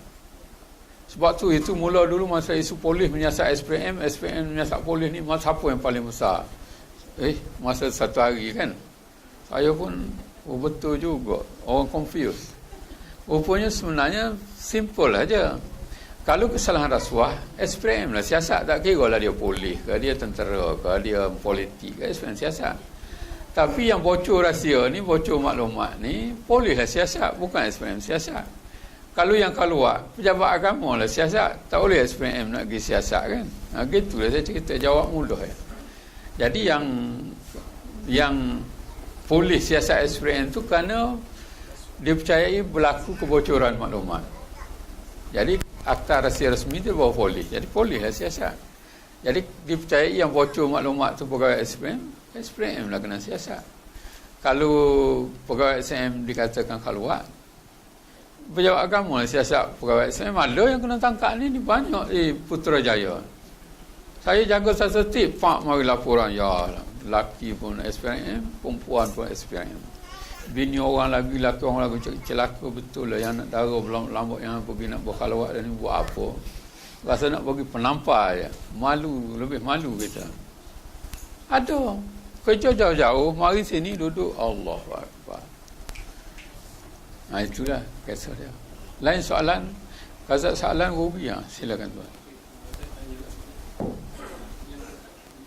Yang Anwar memang Dia datang cek pergi pesawat daripada dengar kan. Sebab yang Aiman ni, yang pegawai saya kata, itu Aiman memang dah taraf lah. Lepas tu dia tulis juga, 6 bulan. Itu dia anak yang lain kan. Lepas tu yang lepas dia habis semasa, baru dia keluar kes sama orang tak. Jadi, kenapa dia tukar mula cakapkan yang siasat? Itu pun tak siasat. Jadi saya tanya, apa yang sebab tu? Saya dulu saja yang jaga. Yang kesalahan rasuah ke kesalahan lain? Polis tu cas salah hukum kesalahan rasuah. SPRM macam saya jawab tadi, SPRM hanya fokus kes rasuah saja. Kalau kes lain, polis lah kes lain-lain tu salah laku ke apa boleh.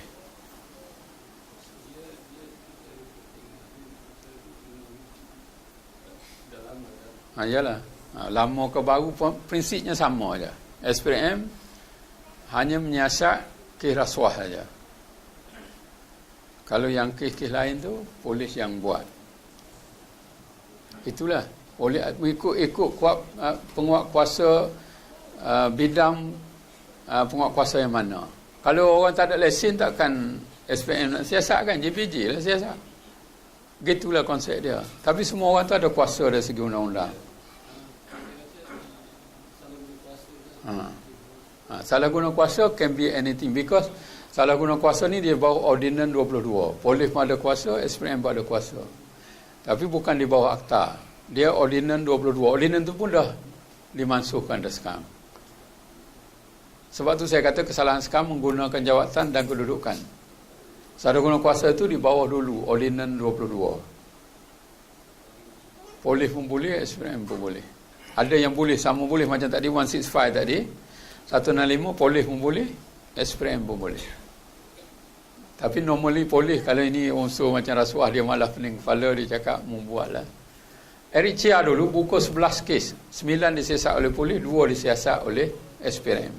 1 boleh cas, 1 tak boleh cas. SPM. Polis 99 tak cas. Terpulang kepada jenis kesalahan. Eric Chia dulu pun yang ini yang lama akta lain. Akta dulu ni, akta baru ni Akta Suruhanjaya Pencegahan Rasuah 2009. Yang sekarang ni kita pakai akta tu lah. Kalau kejadian berlaku selepas 2009, kita pakai akta tu. 11-2009. Okey? Thank you. Ada soalan lagi? Tak ada kah? Oh, dah banyak ni. Oh, mengantuk kita ni. 183 tu sejak saya tengok.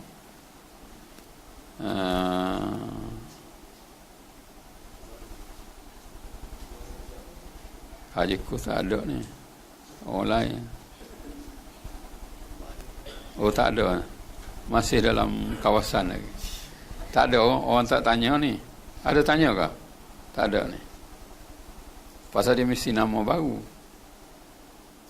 Tak ada. Okey, silakan tuan. Siapa nak tanya ni?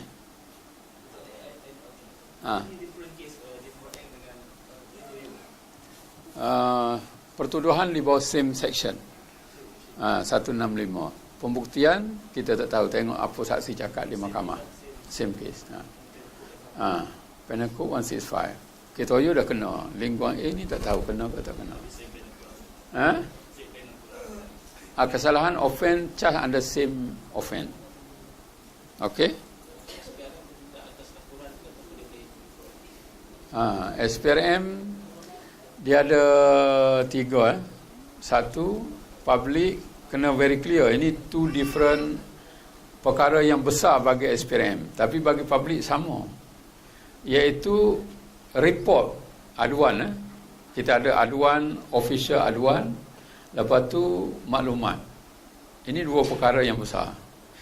Report ni, orang yang terlibat secara langsung, dia pergi buat aduan, report kepada SPRM dan diregister macam report polis. Ada nombor, ada apa ni. Ada sign nama, dia punya identification semua ada. Itu dipanggil report ataupun aduan dan dia bertanggungjawab atas kebenaran aduan itu, report itu. Kalau report tu palsu, dia boleh dituduh kerana membuat report palsu. 182 Penal Code, Section 182 Penal Code membuat aduan palsu. Dan kalau dia buat report, dia akan jadi crown witness utama, saksi utama untuk membuktikan report dia ni. Dia tak boleh lari kan, mampulah aku buat report, aku kena interrogate. No, because you yang buat report, you have to accountable, bertanggungjawab atas report itu. You kena bagi tahu macam mana report, macam mana you tahu apa itu. Jadi sebab tu detail.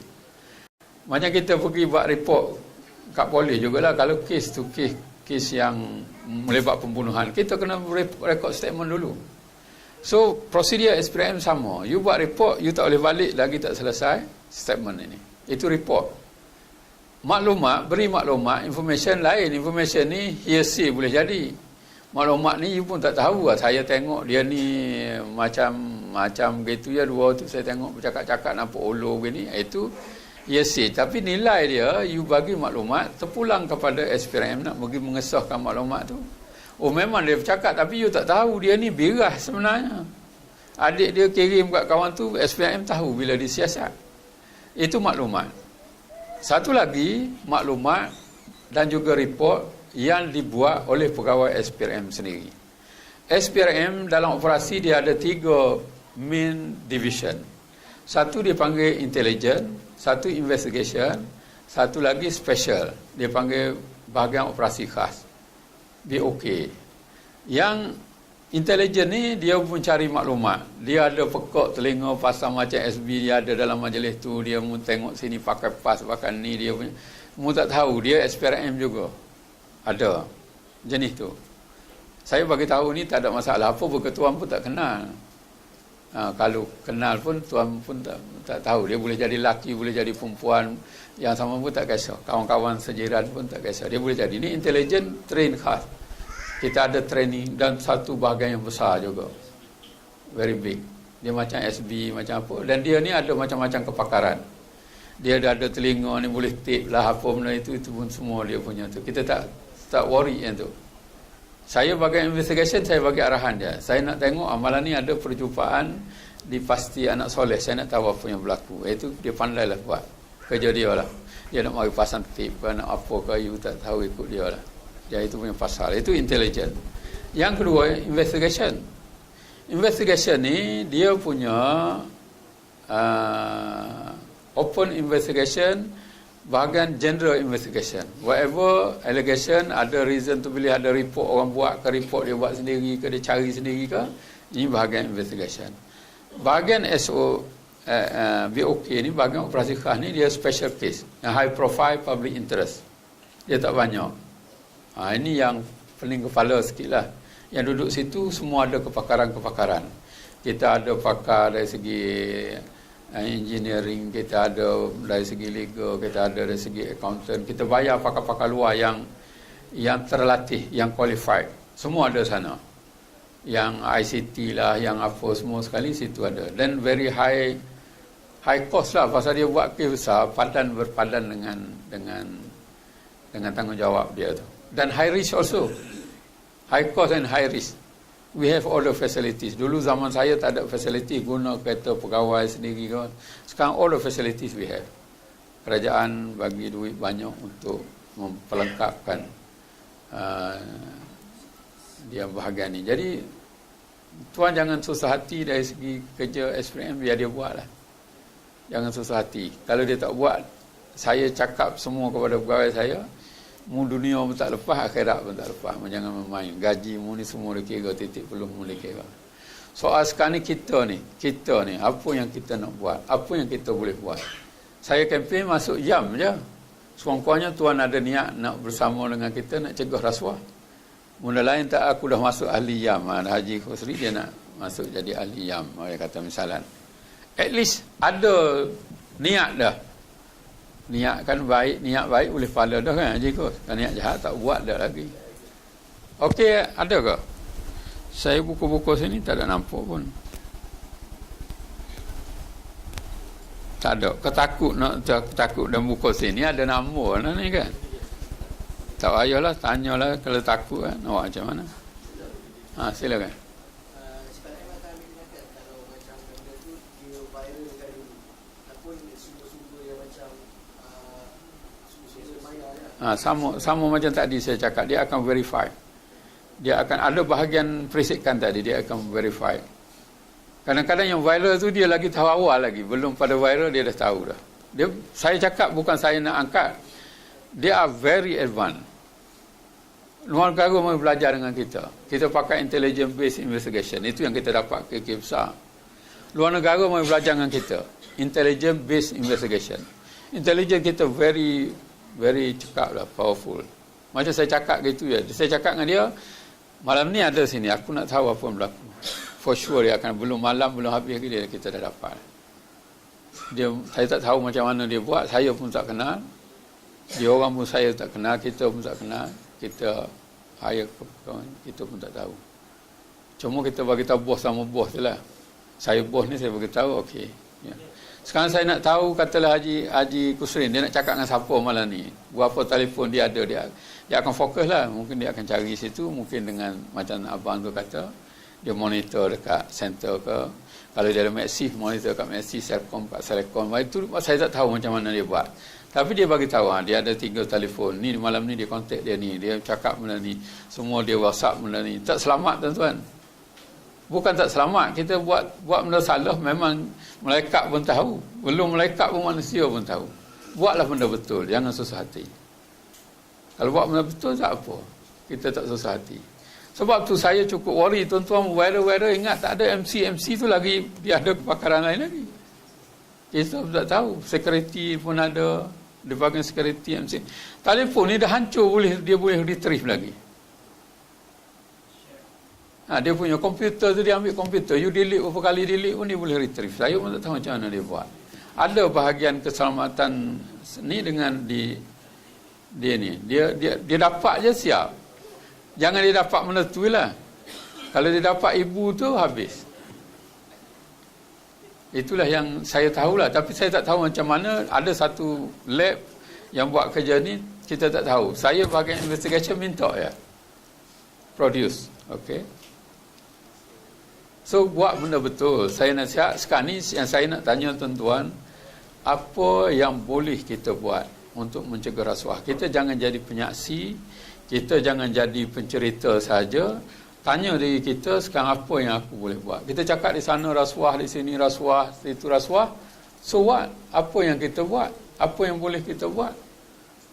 Saya tu cerita tebuk kapal tu. Kalau kita duduk cerita macam ni, kita rasa kita selamat. Tapi kita bayangkan kita duduk dalam kapal, bila kita tebuk, ada orang tebuk kapal, kita biar, masa tu tenggelam semua. Itulah saya buat analogi tebuk kapal. Pasal kita duduk gini, biarlah dia buat. Tambah lagi tempat yang pergi, dia kata orang besar pun buat, takkan aku tak boleh buat. Itu tak kira besar ke kecil, sana jawab sendiri-sendiri. Betul ke Haji? Boleh kita jawab, pasal apa hang buat? Orang besar buat. Pergilah, tak ada. Jawab sendiri. So itulah, saya harap tuan-tuan. Yang pertama sekali, rasuah ni ramai orang dah tahu. Tapi keupayaan, jati diri nak menolak bila berdepan dengan rasuah tu payah. Itu mungkin kita selamat yang berani di sini. Saudara kita macam mana? Adik-beradik kita macam mana? Kawan-kawan kita macam mana? Kadang-kadang saya bagi tahu itu hari Datuk Tan Sri Tun panggil saya. Dia tanya apa yayasan boleh buat. Saya kata apa boleh buat, Tun pun tak boleh buat apa. Saya boleh cakap lah. Saya cakap macam tu lah. Saya bukan ada kuasa lagi. Masa ada kuasa, saya dah habis dah. Saya pun tak boleh cakap. Boleh cakap je. Tun bekas Perdana Menteri apa Tun boleh buat. Dia betul-betul dia cakap. Dia berkata aku betul lah. Lepas dia ajar saya agama. Dia kata tak ada you cakap dengan agama dia. Kalau orang Islam ni dengan agama. Dia bukan tak tahu. Dia dah tahu. Tapi dia tak ada kekuatan untuk menolak. Satu. Kalau dia tak adik-beradik kita, saudara kita boleh menolak dia. Takkan kita tak tahu mau kerja apa balik gini kehidupan sampai pakai sport 3 biji. BMW Sport, Mercedes Sport, Harley Davidson lagi, rumah juta-juta, pegawai biasa. Takkan kita seronok-seronok, lepas tu dia kata tiap-tiap tahun bawa mak pergi Mekah. Duit haram. Bawa mak pergi Mekah. Mak dia tanya, mu dapat mana duit ni? Banyak. Kita klaim banyak mak. Banyak mana claim. Bukan kerajaan ni claim tu habis belanja. Mu duduk hotel bayar dah semua habis dah kan. Bertiket apa terbang mu dah belanja beli dah. Mana ada claim apa. Berapa sen boleh makan. Makan belanja kawan-kawan lagi. Tak tahu lah. Berapa puluh ringgit. Aku pun RM100 claim makan. Itu jus air. Aku pencen jus air bukan kecil-kecil. Hak kecil ni berapa sen je. Dia action apa. Contoh kita jangan bohong. Betul tak? Nak duit dari mana? Kita seronok, adik aku hebat. Jangan hebat. Jangan hebat. Kena di dunia malu di akhirat teruk lah. Okey tuan-tuan, saya celoteh banyak, sembang banyak. Saya harap dapat manfaat. Saya ajak. Silakan tuan. Waalaikumsalam.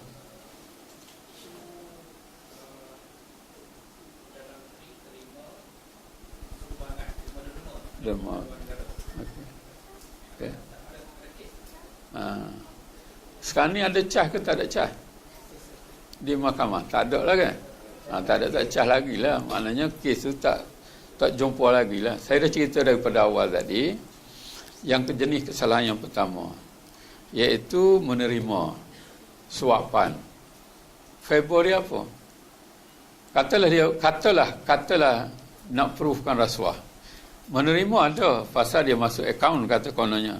Suapan tu ada dalam bentuk duit. Februari apa? Itu yang kena cari. Apa dia buat untuk dia terima ni? Apa yang dia tak buat untuk dia terima ni? Satu kali saya tanya soalan ni, orang bawah jawab. Dia kata yang 10-0 tu itulah. Satu kali Malaysia kalah ke Arab Saudi 10-0 kan? Itu ke Februari saya cakap? Alah, tak pernah sabar itu Februari dia. Dah itu orang bawah dia jawab lah. Saya tanya macam ni, dia jawab macam tu. Sekarang kita kena cari Februari. Februari tu siapa pula? Apa Februari dia? Melakukan mesti ada saksi yang menceritakan. Katalah si A tu orang luar negara. Macam saya cerita tadi contoh Eric Chia tadi. Kata saksi luar negara, satu masalah lain pula. Kita kena gunakan legal assistant, macam-macam kerjasama pula, because kita tak ada jurisdiction, ada proses undang-undang lain. Jadi kalau ada pun, we have to prove. SPRM kena menyiasat, kena proofkan benda ni, kena buktikan. Selagi tak dapat benda tu, tak selesai lah. Tapi so far, macam you tanya ada kes ke tak ada kes, so far tak ada lagi pasal belum dituduh lagi. Kalau dituduh pun belum bertentu bersalah, sehingga dia didapati bersalah. Dan proses undang-undang 3 kan tuan-tuan. 1 pertuduhan, lepas tu pergi perbicaraan. Perbicaraan pun peringkat mahkamah pertama, dia pergi mahkamah rayuan, dan dia boleh pergi 1 kali, 3 lagi mahkamah persekutuan lah yang terakhir. Habislah. Kalau lepas-lepas, kalau kena-kena. Itu pun panjang lagi proses dia. Jadi itulah jawapan saya. Lain?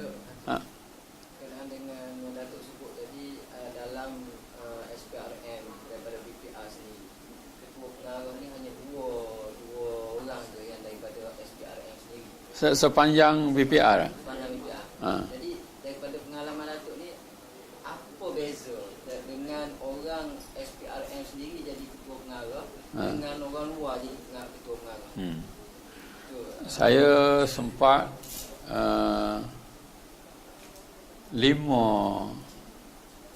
orang luar dan 2 orang dalam. Tapi masa orang luar saya pegawai kecil lah. Saya pegawai peringkat IO, peringkat penyiasat, peringkat ni. Dia, orang luar ni, dia ikut peraturan yang ada tu lah. Undang-undang yang ada, kita buat ikut peraturan undang-undang tu, ikut prosedur-prosedur, it's okay. Dia pegang kepada itu. Tapi orang dalam ini, dia menjiwai sama kita. Mungkin saya dah peringkat atas. Masa orang dalam ni, saya dah timbalan. Sebenarnya saya pun calon KP. Saya tak nak. Saya tak sanggup terima. Masa Datuk Zul tak sambung, KSN panggil saya dengan Datuk Seri Mat Said. Dari segi prestasi saya lebih tinggi pada waktu itulah. KSN tanya masa tu Tan Sri Sidik, Sekarang ni you tak ada ketua. One of saya timbalan 2, Datuk Seri Mat Said timbalan 1. Dia kata both of you ni entitled to hold pegang post ni lah. Jadi macam mana sekarang KP tak ada? Saya cakap, Tan Sri, thank you very much kerana you panggil saya pun baru datang kat pejabat you. Kalau itulah matlamat, you bagi kepada Datuk Seri Mat Said, I will support him 100%. I don't want jadi KP ni satu tanggungjawab yang besar. Jadi Sidi, Tan Sri Sidi tengok, betul ke pula ni? So dia tanya Datuk Seri Mat Said, apa you nak buat kalau you jadi KP? Datuk Seri Mat Said kata dia nak baiki CPI, Corruption Perception Perception Index. Saya kata thank you Tan Sri, kalau inilah tujuan Tan Sri panggil saya minta diri, saya balik dulu lah. Saya pun balik daripada pejabat dia tu kat pejabat Perdana Menteri sampai kat bulatan, Mak Said telefon saya, jumpa saya sekejap lagi. So Mak Said pun balik, so dia tunjuk surat pelantikan dia sebagai KP. Saya remain TKP. Masa tu 2 orang je, KP dengan TKP seorang-seorang.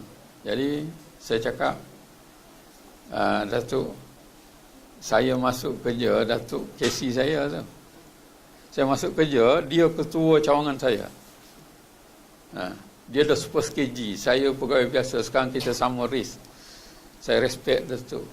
Tapi amanah Datuk kena buat. Saya akan buat kerja official, unofficial. Yang tidak official saya tak akan buat. I respect you sebagai pegawai SPM, you jagalah SPM ni sebaik mungkin. So saya dapat bekerja dengan dia.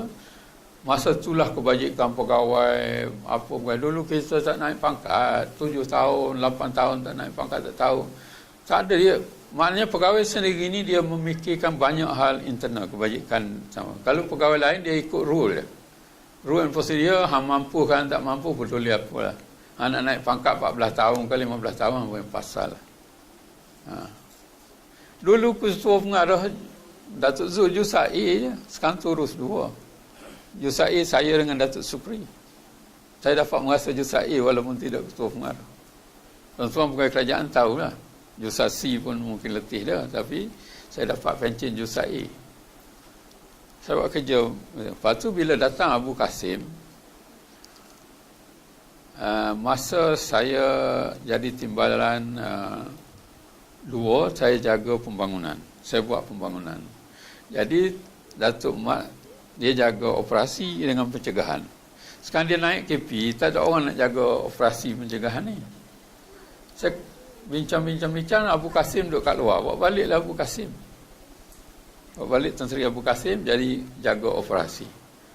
Buat je operasi, dia memang well trained. Dia salah seorang AGAC, ahli expert on corruption di dunia. Wakil Malaysia ada seorang je. Jadi dia meeting dunia ni, dia fikir yang baik-baik, dia buat transformasi. Transformasi SPM ni salah satunya tukar daripada BPR ke SPM ni. Zaman dia lah. Dia buat benda ni, dia dapat tokoh transformasi baru ni. Masa pencen 1.8. Dia buat transformasi ni banyak lah. Dia buat satu dari segi operation. Semua prosedur lama dia relook balik, dia buat balik. Prosedur untuk naduk zaman saya masuk lagi, kita tukar semua ikut prosedur baru. Sistem kenaikan pangkat lagi sistematik, bukan pakai main pick up tunjuk ya. Dulu ada juga ni orang dia ni no. Sekarang tak ada. Must be ada prosedur. Jabatan lain tak ada yang buat macam kita ni dalam jabatan kerajaan. Kita buat 75% prestasi, 20% pengurusan, 5% dia punya rating friend punya rating. Dia tak peer rating. Dia tak boleh lagi. Because kan dia pakai yang tu. Jadi pengurusan 4 orang kita bagi kepada 4. KP 7% saja. TKP ni 5%. Yang lain ni seorang lagi ni 4%. Jadi you tak boleh. You nak macam mana pun maksimum you 7%. You tak boleh pergi, tak boleh beat 20%. Orang lain paling banyak pun 5% dia. Jadi be fair. Tak boleh cara orang aku, orang mu ke, tak ada. Jadi kita very solid. Top tu solid, atas tu cukup solid, bawah okey lah. So 70% lagi tu your own prestasi. Kita ada KPI. KPI kita sampai tier 5. JPA pun belajar dengan kita tentang KPI. JPA baru tier 1. KSU ya. Kita sampai tier 5 kita buat KPI. DZ triangle. Saya yang dia sebenarnya orang lain punya, tapi saya dah buat tu, saya buat DZ triangle. Kerana buat KPI saya buat 5 tahun. Saya incah KPI saja. Kalau nak buat macam mana you buat KPI sampai level 5, tier 5, boleh saya ajar. Itu bidang saya lah. Okey. Jadi kalau nak tanya beza orang sendiri dengan orang lain, itulah dia kebajikan tu tinggi sikit. Keprihatinan, nampak susah payah. Pasal dia sambung dengan kita. Kita masuk hutan, terjun sungai, dia tahu, dia rasa. Bila orang luar, dia nak hasil lah. Dia perah you ya, tak boleh. Tapi yang you duduk dalam hutan dan semua, saya bagi satu kes. Saya duduk di Pahang. Nak tangkap OCS, polis. Di tanah rancangan, di Felda, dalam Felda. Macam mana you nak tangkap? Semua orang kampung, semua kenal. Polis semua kenal situ. You pergi orang luar, semua orang kenal. Polis pun kenal. Nak buat macam mana? Dia nak buat ni real case. Lalah mari dia kita tangkap malam. Dia polis pun heran macam mana tiba-tiba nak bagi malam, biasa ambil siang hari kan, ini malam pula nak buat ni. Oh, dia kata orang tu nak mari duit baru nak bayar malam apa. So kita buat semualah. Kita buat planning. Orang nak beli buah sawit, orang kita duduk dalam bilik air, duduk dalam bantai lah kat nyamuk ke apa ke. Kita ingat boleh tangkap. Dia mari-mari, bila kita introduce dia padamkan lampu kereta, dia lari dengan kereta dalam gelap. Mampu kita nak dapat tangkap. Kita tak tahu, bantai batang sawit lah kita. Dia jalan dia hari-hari, dia mampu padam kereta, hilang. Tak dapat tangkap. Tengok kesukaran yang kita hadapi. Kalau orang lain, dia tak rasa. Tapi kalau saya jadi KP, saya bayangkan pegawai saya tu menggadai nyawa. Yang kena tembok ada. Tapi tiga-tiga kena tembok tak mati orang SPRM, BPR tu. Rezeki dia. 2 das kena kat perut ni, 1 kat paha, 1 lagi tak belakang, 3 orang. Tak mati. Masih ada KC di Tawau dengan di Kuching. Tembok pistol betul. Kita nak tangkap sarjan polis di Pasir Mas. Dia juru tembok latihan, juru latih tembok, dia pusingnya pam-pam. Dia tembok pam-pam semua kena. Jatuh tak dapat tangkap pun. Pada waktu itulah, tapi kita tangkap kemudian lepas tu cara masuk jail lah dia. Tapi bagi kita, kalau saya kerja jadi KP, mungkin saya rasa bayangkan anak buah saya macam tu lah. Tapi kalau orang lain, dia straight atas law lah, ikut buku. Pengalaman saya macam tu. How you do it, you main pasal lah. Dia tak kisah. Mungkin human being lah macam tu. Itu you tanya, ini bukan ni kan, ini pandangan pengalaman saja. Betul ke salah, Allah alam lah. Okey, kita nak berhenti pukul berapa? Boleh lah. Kalau boleh, saya sekali lagi menyeru kepada tuan-tuan hadirin sekalian, biar kita boleh jawab depan Allah Subhanahu Wa Taala. Kalau Allah tanya, mu kata negerimu banyak rasuah, mu kata negerimu kotor dengan perbuatan haram ni, apa peranan you? Mu nak present apa ke depan Allah? Mu nak cakap apa yang mu buat? Saya dah panggil Datuk Seri Zakaria bagi ceramah, saya dengar. Okey, at least satu jawapan. Boleh you jawab dengan pekerjaan yang you ada sekarang ni, yang you duduk gini, you dah melaksanakan tugas cegah muka terutama rasuah ni. Takut tak boleh jawab, tuan-tuan. Letakkan dalam hati fikiran kita satu perkara yang kita ni bukan menyaksi saja, kita melibatkan diri. Yang pertama sekali, kalau tak boleh orang lain, diri kita. Kalau tak ada diri kita pun, diri aku, satu sen pun aku tak mahu. Tuan panggillah kawan saya kalau nak dengar pengalaman dia. Saya baru hari ni saya dengar. Semalam dia ceramah dekat sana. Hari-hari dia mari ambil saya, dia duduk di Ampang Indah. Mari ambil saya di ni, bawa pergi ke mana-mana tempat saya pergi ceramah. Dia bekas pengurus besar Media Prima. Bawa dengan Mercedes. Mercedes besar memang. Merentah ni. Saya pergi sana pukul 5 pagi dia ambil. Pergi sembahyang subuh di Jalan Hang Tuah. Dia cakap pengalaman dia. Rupanya dia panggil apa? Campaign manager kepada masa Tun Mahathir jadi Perdana Menteri. Campaign manager kepada masa Tun Abdullah Badawi jadi Perdana Menteri. Dia berhenti tu pengurus besar TV3 Media Prima. Sekarang tak ada kerja apa. Kerana apa? Kerana dia tak ada rasuah. La ilaha illallah. Dia cakap kawan dia macam ni. Sekarang tak ada kerja apa. Duk bawa saya tak ada kerja. Dia kata saya sekarang tak ada kerja apa. Tapi dia yakin. Tiap-tiap hari without fail. Tanya Datuk Rahim. Dia akan hantar kejut semayang tahajud pukul 2 pagi lah, pukul 3 pagi, pukul 4 pagi. Dan dia kejutkan kita. Without fail WhatsApp dia akan datang.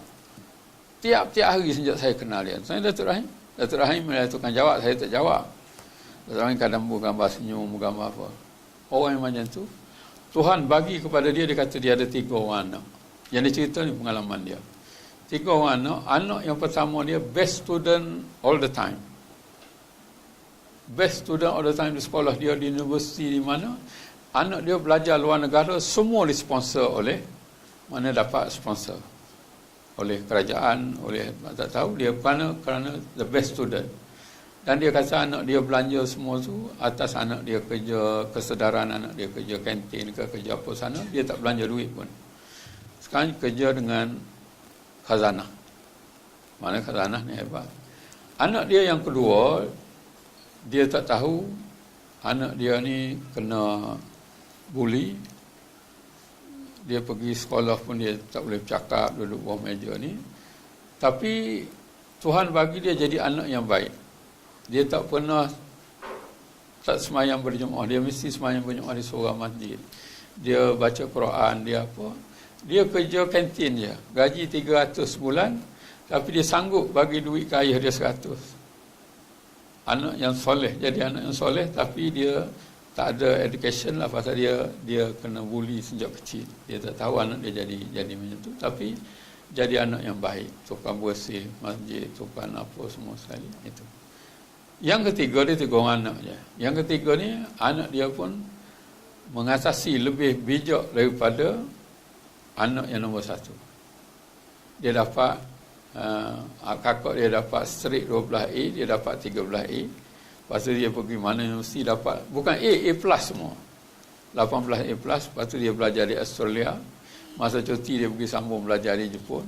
Sekarang sambung balik Australia. Belanja sesim saja anak dia sendiri semua. Best student bukan di sekolah, di universiti tempat dia belajar pun best student. Tuhan ganti ikut tu lah. Dia kata aku tak pening bahagian tu lah, cuma pening tak ada kerja ni, boring, bawa mula. Dia datang mari sembang-sembang.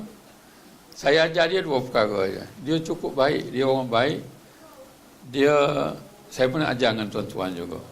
Dia cakap aku ni apalah dosa aku. Aku suka tolong orang. Orang minta bagi tu, tapi selalu kena tipu. Orang tak bayar aku. Ada 30,000 aku bagi. 30,000 kita banyak. Dia bagi gitu je. Pasal dia kerja besar. Lepas tu dia kata saya pun tak tahu nak buat apa. Saya cakap, Tuan, Tok Guru saya ajar ingat 2 perkara, lupa 2 perkara. Tuan duk sebut-sebut ulang-ulang ini, cakap ni, boleh ke dapat duit ni? Saya cakap dia. Dia pun dia. Tak boleh. Sakit hati boleh.